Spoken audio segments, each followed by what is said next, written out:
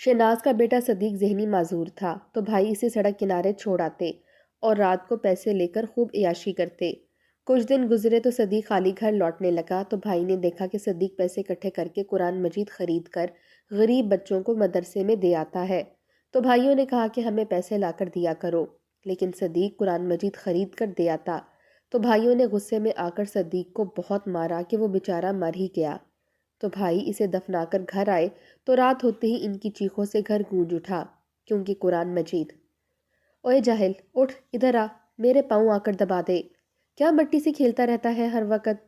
शाहिद ने गुस्से से इंतहाई बदलिहाज जबान इस्तेमाल करते हुए सदीक को बुलाया था। सदीक जो एक जानिब कच्चे सहन में मिट्टी के साथ घिरौंदे बनाकर खेल रहा था, भाई की बात सुनकर फौरन उठा और अपनी ही कमीज से हाथ साफ करते हुए भाई के पास आने लगा। कहने लगा, हाँ भाई, मैं तुम्हारे पाँव दबा देता हूँ। जैसे ही शाहिद की नज़र सदीक के गंदे हाथों पर पड़ी तो अगले ही पल इसने अपना पैर पूरी कुव्वत से सदीक के पेट में मारा था। वो इससे दूर ज़मीन पर जा गिरा और खांसने लगा था। पेट में शदीद दर्द की टीसें उठी थीं, यहाँ तक कि वो रोने लगा। मगर शाहिद एक मर्तबा फिर इसे डांट कर बोला, खबरदार जो तेरी रोनी आवाज़ मुझे सुनाई दी, तेरी आवाज़ माँ तक ना पहुँचे। अगर तेरी वजह से मुझे माँ ने डांटा तो देख मैं तेरा हशर क्या करता हूँ। भाई की डांट सुनकर मुंह पर हाथ रखे सदीक दबी दबी आवाज़ से रोने लगा। शाहिद इसे डांट कर बोला, ये तू इतने गंदे हाथ मेरे पैरों को लगाएगा? जा दफ़ा हो, पहले हाथों को अच्छी तरह से धोकर आ, फिर आकर मुझे लगाना अपने ये गंदे हाथ। सदीक रोता रोता उठा और सहन में ही रखी बाल्टी से हाथ धोने लगा। बाल्टी का पानी साफ था, जो कुछ देर पहले ही इसके दूसरे भाई ने अपने नहाने के लिए भर कर रखा था। जैसे वो गुस्ल खाने से बाहर आया ताकि बाल्टी उठाकर अंदर ले जा सके, तो मट्टी वाला पानी देखकर तो वो बिफर चुका था। सदीक जो शाहिद के पांव दबा रहा था और साथ शाहिद भाई की डांट भी खा रहा था, हड़बड़ाकर अपने दूसरे भाई की जानिब देखने लगा, जो अंगारा उगलती आंखों से घूर कर इन्हें देखते हुए कहने लगा, ये पानी किसने गंदा किया है? कुछ देर पहले तक तो बिल्कुल साफ सुथरा था। इतना सुनना था कि शाहिद हंसा और हंसते हुए बोला, और कौन कर सकता है? यही बददिमाग पागल हमारे घर में रहता है जो ऐसी हरकतें करता है। इसने ही अपने गंदे हाथ इस पानी में धोकर पानी को गंदा किया है। इतना सुनना था कि दूसरा भाई अनवर गुस्से से सदीक के पास आया और इसके बालों को मुट्ठी में जकड़कर इसके मुंह पर यक्के बाद दीगरे कई थप्पड़ मारना शुरू कर दिए। इसके हाथ में अंगूठी थी, जो सदीक के मुंह पर लगी तो इसके नाक से खून बहने लगा था। शहनाज जो पड़ोस में कुरान मजीद पढ़ने के लिए गई थी, गली से ही अपने छोटे बेटे सदीक की रोने की आवाज़ सुनी तो दौड़कर घर के अंदर आई। आकर देखा तो दोनों बेटे इसके छोटे बेटे सदीक को बुरी तरह से मार रहे थे। इसने वही अपने पाँव से जूता उतारा और अपने दोनों बच्चों को मारने लगी। इन्हें गालियां देते हुए कहने लगी कि जालिमो, तुम लोगों को शर्म नहीं आती? कुछ खुदा का खौफ करो।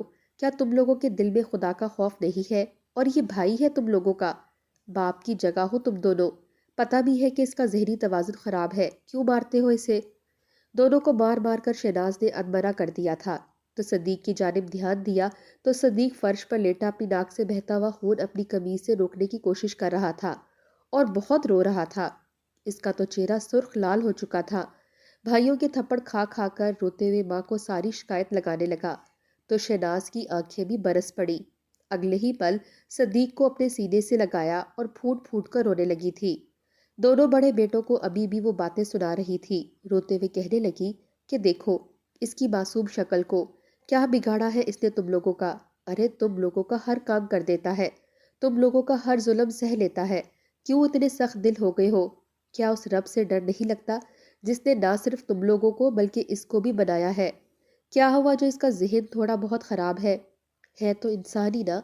अरे कोई अपने पालतू जानवर के साथ भी ये सलूक नहीं करता जो तुम इस बच्चे के साथ करते हो। शहनाज फौरन अपने बच्चे को ले गई और इसका मुंह धुलवाने लगी, मगर वो तो मुसलसल रोए ही जा रहा था। शहनाज को तो ये डर लगने लगा था कि कहीं इसकी नाक की हड्डी ही तो नहीं टूट चुकी। इसका नाक सूज चुका था। इसने दर्द खत्म करने की दवा देकर सदीक को सुला दिया और फिर इसी के सराहने बैठ गई। इसके दोनों बेटे तो जिस कदर ढीठ और जिद्दी हो चुके थे, इन पर इसकी मार और बातों का कोई असर नहीं होता था। वो तो इस कदर सख्त थे, पत्थर दिल हो चुके थे कि एक कान से सुनकर दूसरे कान से निकाल देते थे और अपनी माँ से ही ये कहते थे कि तुम सिर्फ इस सदीक की ही माँ हो, यही पागल तुम्हारा सगा बेटा है। ہم تو تمہارے کچھ لگتے ہی نہیں ہیں۔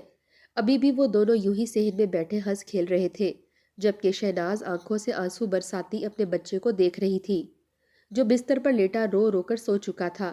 شہناز کے 3 بیٹے تھے۔ بڑے 2 بیٹے تو اچھے بھلے تھے، مگر تیسرے بچے کی پیدائش کے وقت وہ سیڑھیوں سے گر چکی تھی۔ اس کا بچہ تو وقت سے پہلے اس دنیا میں آ گیا اور کوئی خطرے کی بات بھی نہیں تھی، مگر جیسے جیسے بچہ بڑا ہوا تو یہ بات سامنے آئی کہ یہ بچہ ذہنی معذور ہے۔ یہ بڑا ہو بھی گیا تو اس کا ذہن یوں ہی بچگانا رہے گا۔ یہ ایک دفعہ کی بات کچھ دیر بعد بھول جایا کرے گا، سوائے ان باتوں کے جو اس کے لیے بہت خاص ہو۔ وہ ذہنی معذور تھا۔ جب اسے پتہ چلا تو شہناز بہت روئی تھی۔ وہیں اس کا شوہر بھی بے حد پریشان ہوا۔ پھر کسی نے یہ بتایا کہ کہاں صدیق کے خرچے اٹھاتے پھرو گے، اور یہ پاگل ہے۔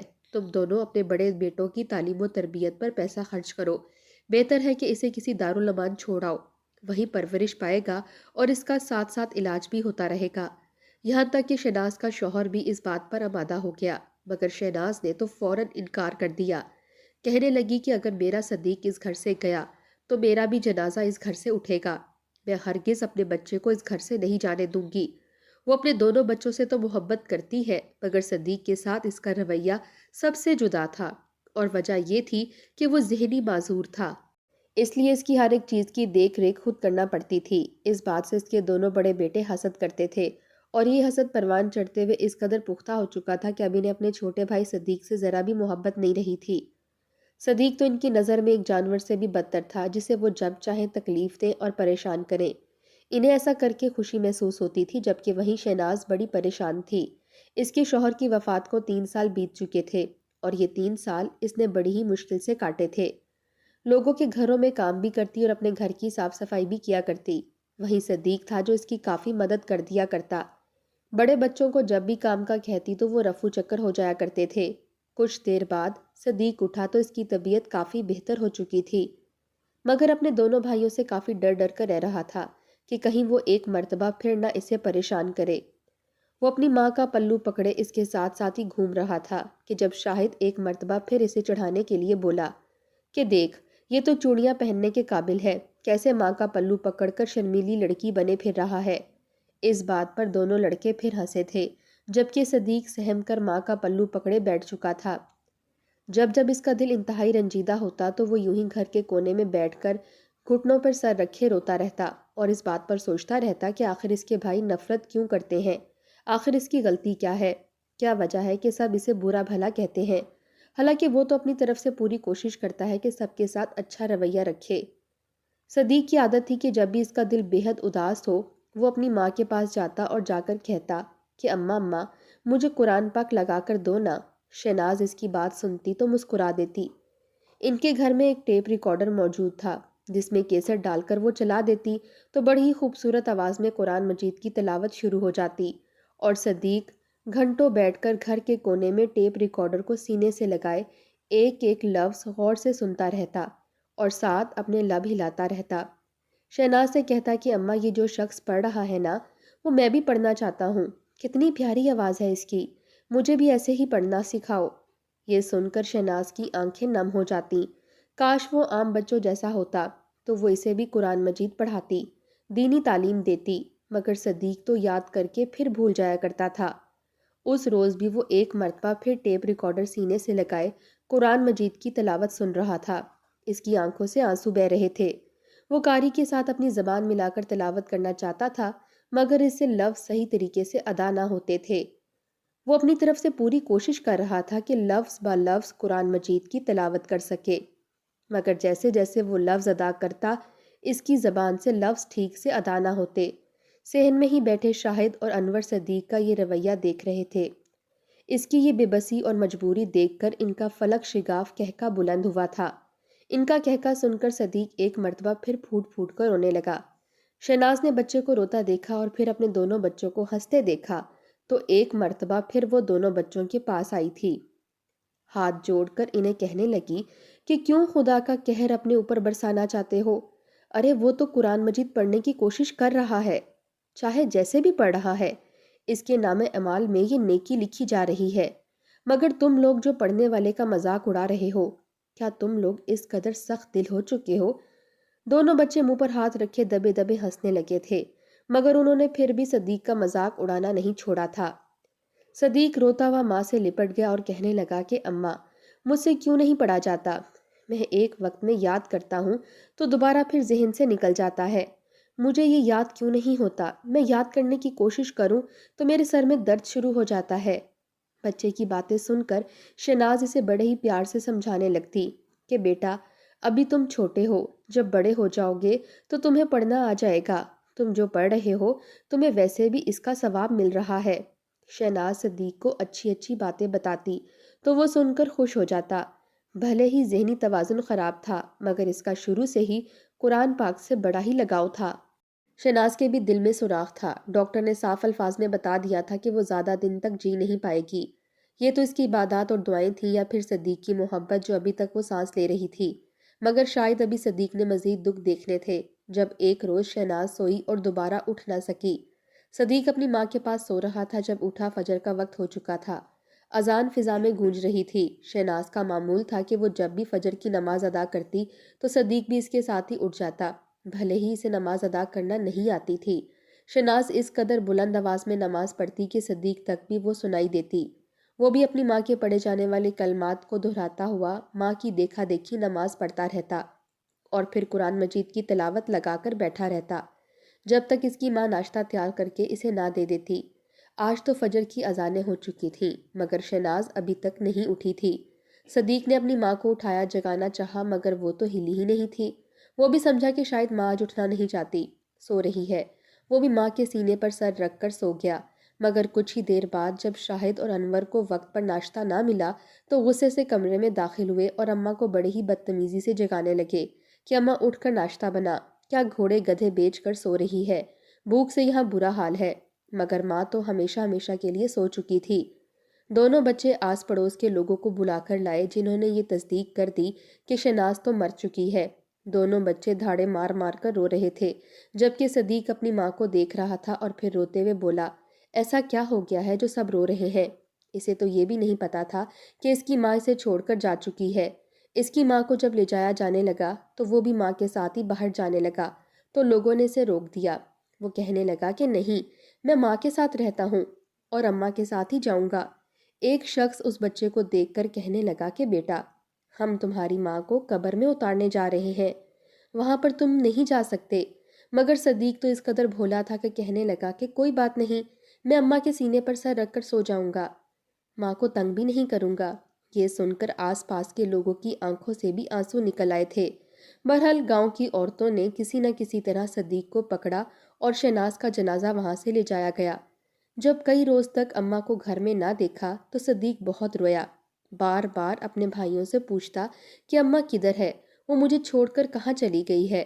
مگر اس کے بھائی آگے سے اسے مارنے لگتے اور کہتے کہ مار دیا ہے تو نے اماں کو، مر گئی ہے، وہ اب کبھی نہیں واپس آئے گی۔ اگر اتنا ہی شوق ہے تو جا، تو بھی مر جا اور ہماری جان چھوڑ دے۔ دونوں بھائی بھی پریشان تھے کہ اب گھر کا خرچ کیسے چلے گا۔ دونوں لڑکوں کی عمر اس وقت 18 سے 20 سال کے درمیان تھی، جبکہ صدیق اس وقت 11 سے 12 سال کا تھا، مگر انتہائی کمزور اور چھوٹا قد ہونے کی وجہ سے وہ کوئی 8-9 سال کا بچہ ہی لگا کرتا تھا۔ جب گھر میں موجود پیسے بھی ختم ہونے لگے تو شاہد اور انور پریشان ہونے لگے کہ آخر کیسے کام کریں۔ 2 دن تک مزدوری کرنے گئے، مگر اس دھوپ میں مزدوری کرنا آسان کام نہ تھا۔ دونوں کی حالت خراب ہو جایا کرتی اور جو مزدوری ملتی اس سے وہ اپنے لیے کھانا لے آتے۔ صدیق کو بھوک لگتی، وہ مانگتا تو اسے دور دھتکار دیتے۔ اپنا ہی بچا ہوا کھانا وہ جب رکھتے تو صدیق فوراً جاتا اور بچا ہوا جھوٹا کھانا کھا کر ہی اپنا پیٹ بھرتا تھا۔ ایک روز جب مزدوری سے واپس آ رہے تھے تو انہیں سڑک کنارے بھکاری بیٹھے نظر آئے۔ کسی کی ٹانگ نہیں تھی تو کوئی زمین پر رینگ کر چل رہا تھا۔ بھکاریوں کو دیکھ کر ان کے ذہن میں ایک منصوبہ آیا۔ گھر آتے ہی فیصلہ کیا کہ ہم اس پاگل مجنوں کو اب روز سڑک پر بٹھا کر آیا کریں گے۔ ارے یہ کسی کام تو آئے، پیسے کما کر لائے گا تو ہمیں بھی پھر کمانے کی ضرورت نہیں پڑے گی، گھر ہی بیٹھ کر کھایا کریں گے۔ دونوں بھائی اسی بات پر سوچ و بچار کرتے رہے اور پھر بڑے بھائی شاہد نے صدیق کو بلایا جو دوسرے کمرے میں بیٹھا ہوا قرآن پاک کی تلاوت سن رہا تھا۔ بھائی کی آواز سن کر دوڑا دوڑا چلا آیا تو شاہد اس سے کہنے لگا کہ دیکھ صدیق، ہم جو کہیں گے تجھے ماننا پڑے گا۔ اب اماں تو رہی نہیں جو ہمیں کما کر دے گی، اس لیے تو اماں کا لاڈلا بیٹا ہے نا، تو ہی اب کما کر لائے گا۔ صدیق کو سمجھ نہیں آ رہی تھی، کہنے لگا کہ اگر میں کما کر لاؤں گا تو اماں مجھے مل جائے گی۔ یہ سن کر دونوں بھائیوں نے ایک دوسرے کا چہرہ دیکھا، پھر کہنے لگے کہ ہاں، ہم تجھے روز ایک جگہ چھوڑ کر آئیں گے، جیسے سمجھائیں گے ویسا ہی کرنا، پھر تجھے اماں بھی مل جائے گی۔ یہ سن کر صدیق خوش ہو گیا، کہنے لگا کہ ٹھیک ہے بھائی، آپ جو کہیں گے میں کروں گا، بس پھر مجھے اماں مل جائے تو مجھے کچھ نہیں چاہیے۔ دونوں بھائیوں کا تو کام بن گیا تھا، ساری رات اسے سمجھاتے رہے اور پھر اگلی ہی صبح ہوتے ہی اسے ایک جانب بٹھائے۔ وہ سڑک پر ایک جانب بیٹھ جاتا اور اپنے ہاتھ میں موجود ٹیپ ریکارڈر آن کر کے قرآن پاک کی تلاوت سنتا رہتا۔ جو بھی بندہ اس کے پاس آتا تھا وہ کہتا کہ مجھے پیسے دے دو، خدا تمہارا بھلا کرے۔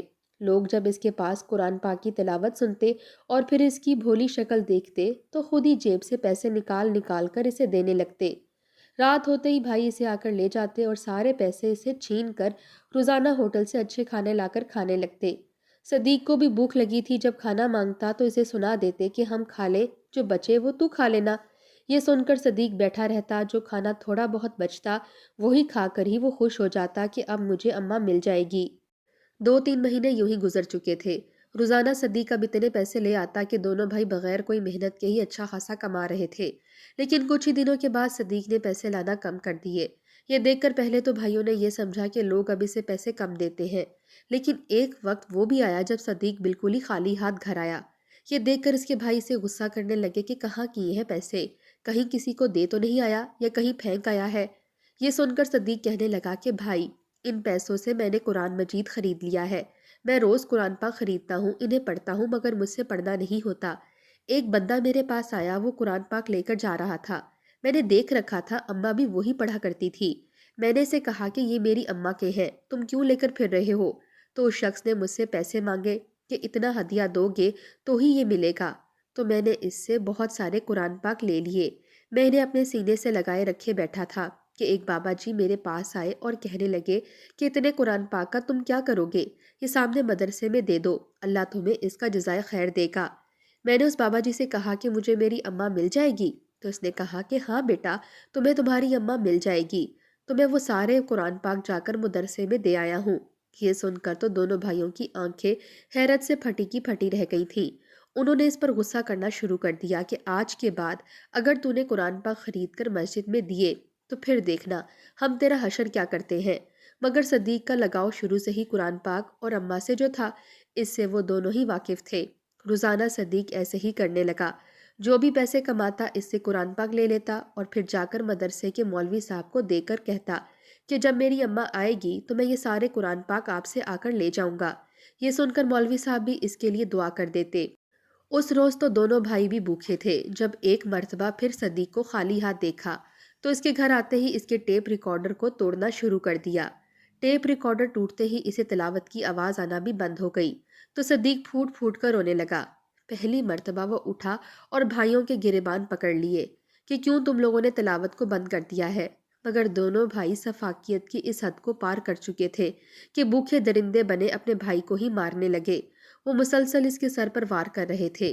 صدیق مزید نہ سہ سکا اور وہیں گر کر دم توڑ گیا۔ دونوں بھائیوں نے جب یہ دیکھا کہ یہ تو مر چکا ہے تو پریشان ہو گئے، کہنے لگے کہ گاؤں والوں کو کہہ دیں گے کہ گھر سے بھاگ گیا ہے۔ رات کا وقت تھا، انہوں نے صدیق کی لاش کو اٹھایا اور ایک بوری میں ڈال کر قبرستان لے گئے۔ قبرستان میں پہنچتے ہی قبر نہیں بلکہ یوں ہی گڑھا کھود کر اسے دفنا کر گھر واپس لوٹے تھے۔ مگر جیسے ہی گھر لوٹے تو اچانک پورے گاؤں میں اس گھر سے چیخو پکار کی آوازیں گونجی تھیں۔ رات کا وقت تھا اور ہر سو خاموشی تھی۔ شور سن کر سبھی اس گھر کی جانب دوڑے تھے۔ دروازہ اندر سے یوں ہی بند تھا۔ لوگوں نے شور شرابے کی آواز سنی اور پھر ایک دم سے خاموش ہوتی دیکھی تو دروازے کو توڑنے لگے۔ جیسے ہی اندر کا منظر دیکھا تو ان کی حالت غیر ہو چکی تھی، کیونکہ وہ دونوں لڑکے زمین پر گرے تھے، خون آس پاس بکھرا ہوا تھا۔ اس گھر کی بجلی بھی جا چکی تھی، سامان بکھرا پڑا تھا۔ لوگوں نے سوچا کہ ہو سکتا ہے کوئی چور آیا ہو جو ان کو مار کر سامان چرا کر چلا گیا، مگر جیسے ہی ٹارچ لائٹ جلا کر ان دونوں کے وجودوں کو دیکھا گیا تو سب کی چیخیں نکل چکی تھیں، کیونکہ ان دونوں کے جسم پر ابھی بھی سرخ رنگ کی چھوٹی چھوٹی چونٹیاں چمٹی ہوئی تھیں، یہاں تک کہ ان کا جسم ان چونٹیوں میں بالکل چھپ کر رہ چکا تھا۔ پولیس کو بلایا گیا مگر کوئی بھی ان وجودوں کو ہاتھ نہیں لگا رہا تھا۔ مجبوراً دوا منگوا کر ان پر سپرے کیا گیا مگر اس کے باوجود بھی وہ چونٹیاں نہ ہٹیں۔ یہاں تک کہ ان کا وجود صرف ہڈیوں کا ڈھانچہ بن کر رہ گیا۔ سبھی حیران تھے، باقاعدہ اس گھر کو سیل کر دیا گیا۔ ہر کوئی استغفار کا ورد کر رہا تھا۔ کہا جانے لگا کہ ہو نہ ہو یہ خدا کا عذاب تھا۔ یقیناً ان لوگوں نے کچھ تو ایسا ضرور کیا تھا جو رب نے انہیں ایسے عذاب سے دوچار کیا۔ ان کے جسم سے گوشت تو ختم ہی ہو چکا تھا۔ گاؤں والوں نے عبرت کی نشان بنے دونوں بھائیوں کو اٹھایا اور تابوت میں ڈال کر دفن کر دیا۔ جب دونوں کو دفن کر کے پلٹنے لگے تو ایک شخص کا پیر زمین میں دھس گیا۔ ایسا لگ رہا تھا جیسے وہ زمین خالی ہو۔ شاید یہ خدا ہی ان سے کروا رہا تھا کہ لوگوں نے زمین کو کھودنا شروع کر دیا۔ جب اس زمین کو کھودا گیا تو 10 دن پہلے کی دفن کی گئی صدیق کی لاش برآمد ہوئی تھی۔ ایسا لگ رہا تھا جیسے اسے آج ہی دفنایا گیا ہو۔ گڑھا کھودتے ہی خوشبو ہر سو پھیلنے لگی۔ لوگوں کا کہنا تھا کہ ایسی خوشبو آج سے پہلے ہم نے کبھی نہیں سونگھی تھی۔ جب تک صدیق کو قبر کھود کر دفنا نہ دیا گیا تب تک وہ خوشبو یوں ہی پھیلی رہی۔ اس کے ماتھے پر ابھی بھی تازہ خون لگا تھا۔ صاف ظاہر تھا کہ اسے مارا گیا تھا، اور تبھی خدا نے اس کے دونوں بھائیوں کو عبرت کا نشان بنا ڈالا۔ نہ جانے کیسے کیسے ظلم صدیق پر ہوئے تھے۔ یہی سوچ کر لوگ کانوں کو ہاتھ لگاتے قبرستان سے نکل آئے، جبکہ مدرسے کے مولوی صاحب بھی صدیق کو دفناتے وقت پہچان چکے تھے۔ اگلے ہی روز اس مدرسے کے سارے بچوں نے صدیق کی خاطر قرآن مجید کا ختم کرنا شروع کر دیا، جس کا ثواب وہ صدیق کی روح کو بخشنے والے تھے۔